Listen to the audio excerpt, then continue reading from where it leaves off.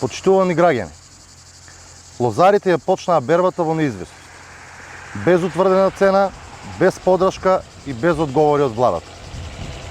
ДПМНЕ ги остави лозарите на цедило и покажа целосна негрижа за една од најважните извозни гранки во земјоделството и за целиот наш крај. И покрај тоа што новиот закон за вино, донесен во март 2024 година, јасно налага дека Министерството треба до 15 јули да ја објави произведната цена за Смедеревката и за Вранецот, тоа до сега не е направено. Таа цена треба да биде за 25% поголема од претходната. Владата на ДПМНЕ го прекрши законот и не ја исполни оваа обврска. Државата има обврска да обезбеди откуп по таа цена, но токму истата држава не ги почитува своите закони. Наместо стабилност и фер услови, лозарите се приморани да продаваат под реалната цена, што е директен удар врз екзистенцијата на илјадници семејства од тиквешијата.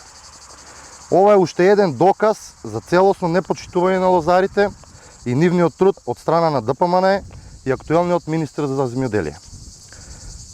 За да биде апсурдот уште поголем, истиот министер се пофали со зголемена цена за едвај 0,50 денари. Тоа е навреда за трудот на лозарите. Почитувани лозари, како кандидат за градоначалник на општина Кавадарци, сакам да знаете дека јас сум вашиот партнер и секогаш ќе бидам на вашата страна, без разлика која политичка партија ја води централната власт. Вашиот труд мора да биде вреднуван и мора да постигнеме заеднички цени кои што ќе бидат добри за лозарите. Вие знаете што значи вистинска подршка во времето на Социјалдемократскиот сојуз, кога ја предводеше владата, со своите мерки, со зголемените субвенции, помагавме да постигнеме цена која што ќе биде прифатлива за лозарите и која што ќе го вреднува нивниот труд. Ако ја добијам вашата доверба, Кавадарци ќе има градоначалник кој силно ќе застане зад лозарите, за фер услови, за исплатливо производство и за повеќе локални мерки кои што ќе значат подобро лозарство во овој крај.